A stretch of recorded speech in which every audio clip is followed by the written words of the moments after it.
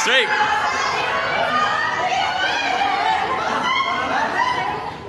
Kalau bisa berdarah Maaf, Indonesia, karena kenapa? Diaspora dan tim kita itu harus jadi satu. Nee, ik heb zeg maar dit jaar bij Groningen toen ik de hartstikke. Indonesia, Indonesia.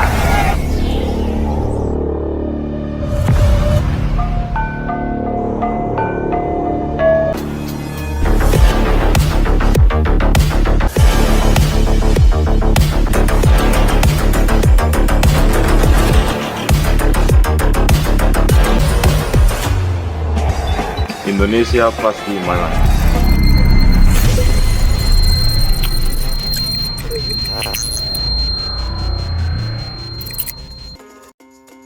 Kualifikasi Piala Dunia 2026, Timnas Indonesia langsung bertolak ke Filipina setelah babak belur di Irak, bawa 25 pemain.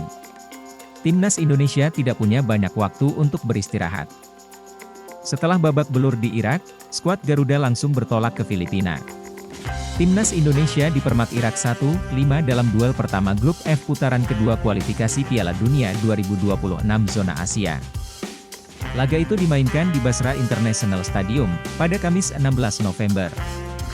Asisten pelatih Timnas Indonesia, Nova Arianto menyatakan timnya terbang ke Filipina pada Jumat 17 November pagi waktu setempat untuk melanjutkan kualifikasi Piala Dunia 2026. Timnas Indonesia akan menantang Filipina dalam partai kedua grup F. Pertandingan itu dijadwalkan digelar di Rizal Memorial Stadium, Manila, Selasa 21 November. Kami ke Filipina pada Jumat pukul 09.25 WIB waktu Irak, ujar Nova kepada bola.net, Jumat, 17.11.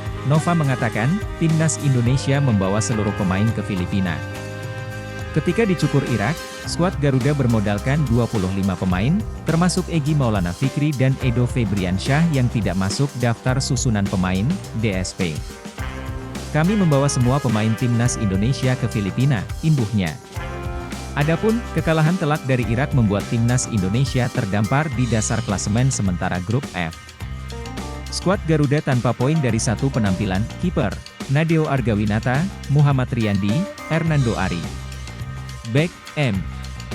Edo Febriansyah, Wahyu Prasetyo, Rizky Ridho, Jordi Amat, Elkan Bagot, Sandi Walsh, Shain Patinama, Asnawi Mangkualam, Pratama Arhan. Gelandang, Sadil Ramdhani, Mark Klok, Rahmat Irianto, Ricky Kambuaya, Witan Sulaiman, Egy Maulana Fikri, Adam Alis, Arhan Fikri. Penyerang, Hoki Caraka, Ramadan Sananta, Dendi Sulistiawan, Dimas Derajat, Rafael Struik. Kualifikasi Piala Dunia 2026, Timnas Indonesia langsung bertolak ke Filipina setelah babak belur di Irak, bawa 25 pemain. Timnas Indonesia tidak punya banyak waktu untuk beristirahat. Setelah babak belur di Irak, skuad Garuda langsung bertolak ke Filipina. Timnas Indonesia dipermak Irak 1-5 dalam duel pertama grup F putaran kedua kualifikasi Piala Dunia 2026 zona Asia. Laga itu dimainkan di Basra International Stadium, pada Kamis 16 November. Asisten pelatih Timnas Indonesia, Nova Arianto menyatakan timnya terbang ke Filipina pada Jumat 17 November pagi waktu setempat untuk melanjutkan kualifikasi Piala Dunia 2026. Timnas Indonesia akan menantang Filipina dalam partai kedua grup F. Pertandingan itu dijadwalkan digelar di Rizal Memorial Stadium, Manila, Selasa 21 November. Kami ke Filipina pada Jumat pukul 09.25 WIB waktu Irak, ujar Nova kepada bola.net, Jumat, 17.11. Nova mengatakan, Timnas Indonesia membawa seluruh pemain ke Filipina. Ketika dicukur Irak, skuad Garuda bermodalkan 25 pemain, termasuk Egy Maulana Fikri dan Edo Febriansyah yang tidak masuk daftar susunan pemain, DSP. Kami membawa semua pemain Timnas Indonesia ke Filipina, imbuhnya. Adapun, kekalahan telak dari Irak membuat Timnas Indonesia terdampar di dasar klasemen sementara grup F. Skuad Garuda tanpa poin dari satu penampilan, kiper, Nadeo Argawinata, Muhammad Riyandi, Hernando Ari. Back, M. Edo Febriansyah, Wahyu Prasetyo, Rizky Ridho, Jordi Amat, Elkan Bagot, Sandi Walsh, Shain Patinama, Asnawi Mangkualam, Pratama Arhan. Gelandang, Sadil Ramdhani, Mark Klok, Rahmat Irianto, Ricky Kambuaya, Witan Sulaiman, Egy Maulana Fikri, Adam Alis, Arhan Fikri. Penyerang, Hoki Caraka, Ramadan Sananta, Dendi Sulistiawan, Dimas Derajat, Rafael Struik.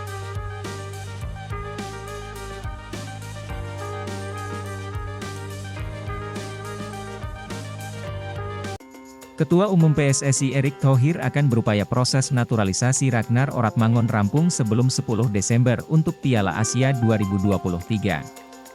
Piala Asia 2023 akan berlangsung pada 12 Januari hingga 10 Februari 2024 di Qatar. Adapun batas terakhir pendaftaran pemain atau entry by name pada 10 Desember 2023. Karena itu Erick akan berusaha proses naturalisasi pria 25 tahun ini rampung sebelum 10 Desember. Menurut Erick waktu yang singkat ini masih cukup untuk mengejar hal tersebut. Tak hanya Ragnar, Erick juga akan berupaya merampungkan proses naturalisasi Jay Itzes, Justin Hubner, dan Nathan Choe Aon. Kesemuanya diupayakan main di Piala Asia. Deadline pendaftaran, Piala Asia 2023, kan 10 Desember. Jadi, proses naturalisasi, Jay Itzes, Justin Hubner, Ragnar Oratmangun, dan Nathan Choe Aon, diupayakan, kata Erick. Itu kalau bisa ya bisa register segera mungkin, untuk bisa memperkuat kejuaraan Asia Senior maupun U23 di kejuaraan Asia di Qatar, ucapnya di Gelora Bung Tomo, Kamis 16 November. Lelaki yang juga menjabat sebagai Menteri BUMN ini mengatakan saat ini proses naturalisasi Nathan, Justin, dan Jay tinggal beberapa langkah lagi rampung. Proses naturalisasi Justin lagi didorong ke Pak Presiden, kalau bisa Pak Presiden mengeluarkan surat dalam 1 minggu ini, katanya sebelum laga Piala Dunia U17 2023 di Surabaya. Lalu untuk Nathan sama Jay sudah ada di Kemenkumham, kita lagi tunggu prosesnya. Mudah-mudahan target 10 Desember kita bisa kejar gitu. Ragnar Oratmangun juga kita coba dorong. Saat ini Oratmangun tampil di kompetisi kasta teratas Liga Belanda bersama Fortuna Sittard. Selama ini Oratmangun dominan sebagai pengganti dan belum mencetak gol.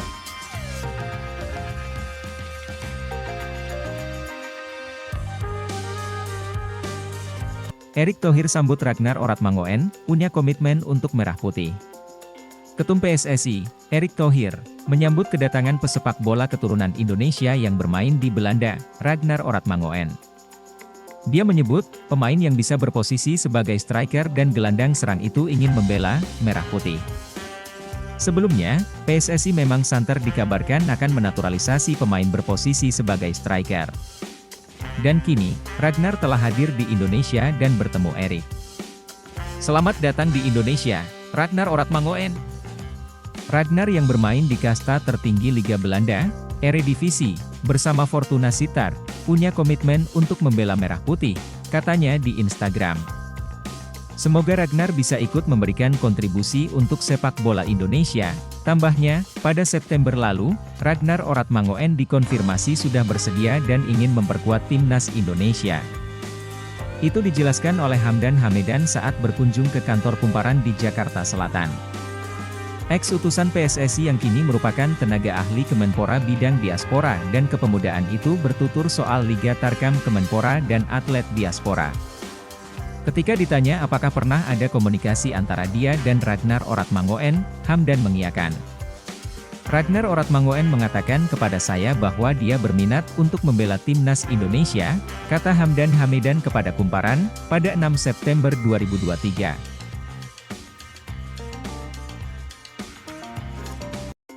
Ragnar Oratmangun sudah tiba di Jakarta, sosok pemain naturalisasi berikutnya terjawab. Ragnar Oratmangun sudah berada di Jakarta. Pemain keturunan Indonesia Belanda itu diperkirakan akan menjadi sosok pemain naturalisasi berikutnya setelah Jay Itzes dan Nathan Choe Aon. Ragnar adalah pemain Fortuna Sittard, tim dari Eredivisie, atau Divisi 1 Liga Belanda yang dikabarkan dilirik PSSI untuk skuad timnas Indonesia. Bersama dengan beberapa klubnya, pemain berdarah Maluku itu mencatatkan 5 assist dari 96 pertandingan dan 17 gol serta 16 assist di kasta kedua Belanda. Sejak bergabung Fortuna Sittard pada September 2023 sebagai pemain pinjaman dari FC Groningen, Divisi 2, dia bermain 7 kali. Keberadaan Ragnar Oratmangoen sudah berada di Jakarta diunggah oleh agen pemain, Bepino83 dan direpost akun @aidian_abroad. Akun tersebut membuat video singkat di Instastory sedang berada di Mandarin Oriental, Jakarta. "No traffic in Jakarta," kata pemilik akun tersebut sambil menyorot padatnya arus lalu lintas di Bundaran HI. Hal ini menguatkan bahwa sosok Ragnar adalah jawaban dari sosok yang akan menjadi agenda pemain naturalisasi berikutnya. Ragnar adalah pemain 25 tahun, yang berposisi sebagai penyerang atau sayap kiri. Ragnar jika benar akan dinaturalisasi maka akan menambah kedalaman sisi penyerangan timnas Indonesia.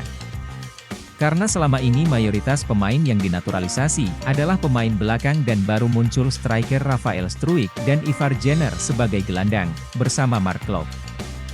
Rafael Struijk bisa menjadi tandem Rafael Struijk di sisi kiri.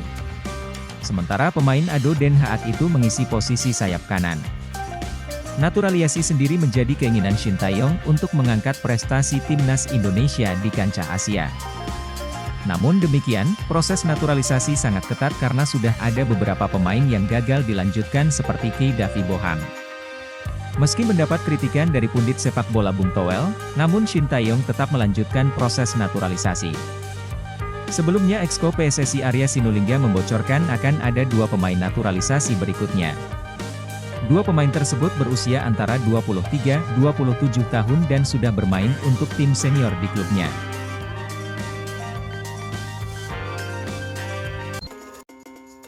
Sejumlah pemain keturunan yang berposisi sebagai gelandang bisa diajukan oleh Shin Tae-yong kepada PSSI untuk membela timnas Indonesia. Hadirnya pemain keturunan di dalam skuad timnas Indonesia era Shin Tae-yong sendiri intens terlihat, bahkan hampir di semua level timnas yang ditangani oleh pelatih asal Korea Selatan tersebut.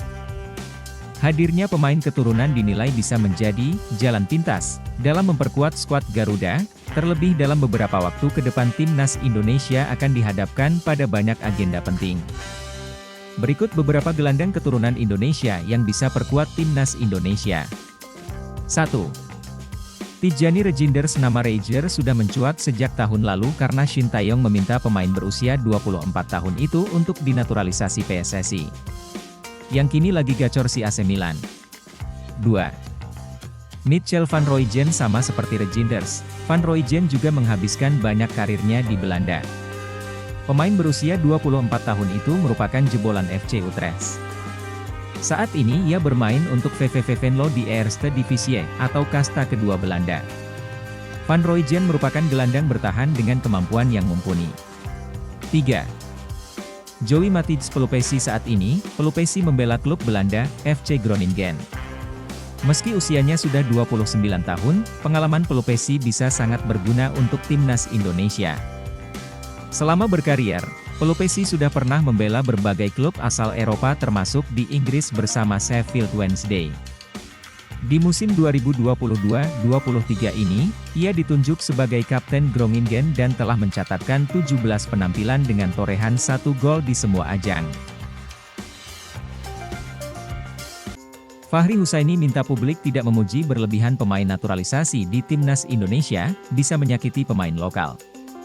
Kementerian Komunikasi dan Informatika, Kemkominfo, bersama Local Organizer Officer, LOC, Piala Dunia U17 2023 mendatangkan mantan pelatih timnas Indonesia U16, Fahri Husaini, ke Media Center.